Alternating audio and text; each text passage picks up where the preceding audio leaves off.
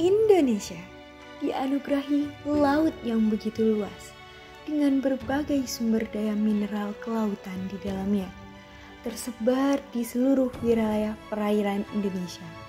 Lautan menjadi sumber kehidupan yang sangat penting bagi kita. Halo Sobat Aspek Sindo, di dekat pantai bermain pasir, seperti perahu layar di arena tempur. Saya Farah Faudina Hoir dari Jawa Timur. Pada vlog kemaritiman kali ini, kita akan berkunjung ke salah satu tempat pelelangan ikan yang ada di Madura.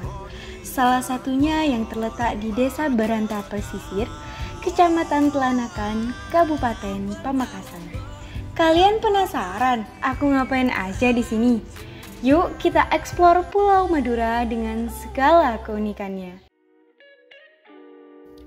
Madura memiliki luas keseluruhan pulau sekitar 5.379 km persegi atau sekitar 11% dari luas daratan Provinsi Jawa Timur. Berbicara potensi kelautan, ternyata Pulau Madura mempunyai kekayaan dan keindahan pantai yang sangat luar biasa. Salah satunya di Desa Baranta Pesisir. Pada dini hari di desa ini terdapat aktivitas keberangkatan para nelayan. Rata-rata warga di desa ini menggantungkan hidup sebagai nelayan. Alat tangkap yang digunakan pun masih tradisional, yaitu menggunakan pukat harimau. Sedangkan pada waktu siang hari dapat terlihat para istri dari nelayan menunggu kedatangan kapal di sekitar pinggiran pantai. Setelah kedatangan suami, istri langsung menjual ikan tangkapan ke tempat pelelangan ikan dan sebagian dibawa pulang untuk dimakan sendiri. Untuk mengetahui hasil tangkap ikan, yuk kita bicara langsung dengan salah satu nelayan yang ada di sini. Menurut nelayan setempat yang saya wawancarai mengenai jenis tangkap ikan yang diperoleh adalah ikan cakalang, layur, tenggiri, dan cumi-cumi.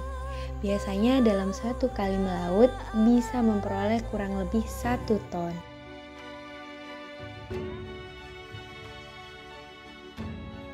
Dengan adanya tempat pelelangan ikan merupakan lembaga ekonomi yang bergerak pada sektor pemasaran hasil tangkap ikan nelayan.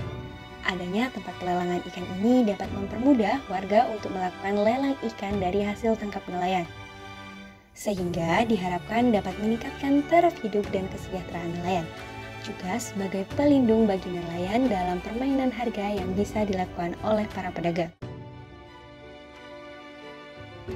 Ikan yang tidak laku terjual diolah oleh para istri nelayan menjadi ikan asin dengan cara dikeringkan secara manual dan dijadikan ikan asap yang nantinya bisa dijual ke berbagai daerah dalam maupun luar Madura. Namun, ada kendala yang harus dihadapi untuk memasarkan produk hasil olahan ikan. Yang pertama, produk olahan ikan yang dikembangkan masyarakat desa ini memiliki varian yang sangat terbatas. Kedua, pengolahan yang dikerjakan secara tradisional. Ketiga, kapasitas produksi kecil. Keempat, minimnya saluran distribusi dan hanya menggunakan sistem pemasaran konvensional. Kelima, di daerah sekitar juga belum ditemukan penjualan atau toko yang menjual ikan dan produk olahan hanya mengandalkan pengepul untuk memasarkannya. Hal ini bisa diatasi dengan menjual produk hasil laut secara online. Dengan menjual online juga diharapkan mengenal produk dari Desa Baranta Pesisir dan membuat perekonomian warga menjadi terbantu.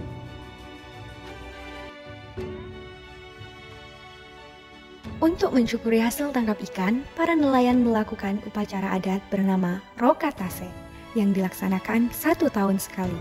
Upacara ini bertujuan agar lingkungan sekitar terjaga dan hasil laut yang diperoleh lebih baik dari hasil laut sebelumnya, serta diberi keselamatan selama berlayar. Rokatase dilakukan setiap bulan ke-6 dan ke-7 karena pada bulan tersebut ikan sangat berlimpah. Tak hanya hasil laut berupa ikan, Pulau Madura menjadi julukan Pulau Garam karena penghasil garam terbesar di Indonesia.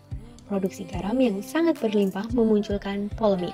Pertama, mengenai impor garam. Dari data impor garam pada tahun 2009 mencapai 900 miliar rupiah yang menyebabkan garam produksi nasional tidak laku terjual dengan harga yang selayaknya dan menimbulkan terjadinya pengangguran.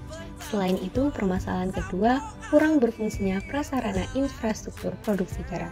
Ketiga, kualitas garam lokal tak sepadan dengan kebutuhan industri. Keempat, kepastian pasokan garam sepanjang tahun, terutama bagi industri yang belum bisa dipenuhi dari petani lokal.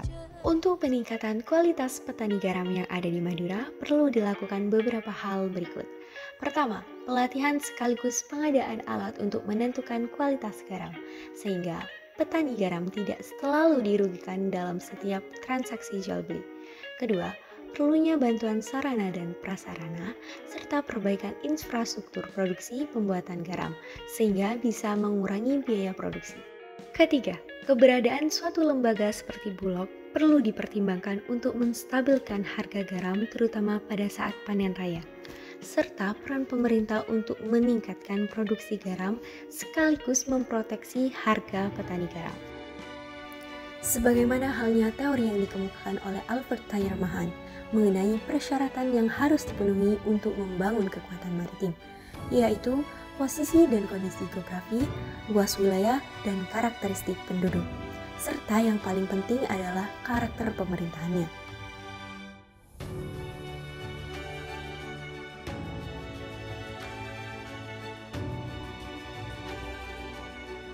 Ibarat raksasa yang sedang tertidur, sudah saatnya masyarakat Madura, khususnya pemerintah, terbangun dan membuka mata serta memberikan perhatian serius terhadap semua potensi kelautan.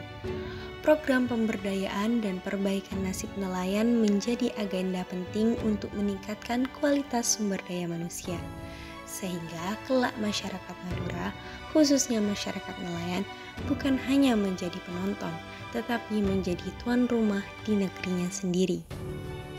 Kita pemuda, kita maritim.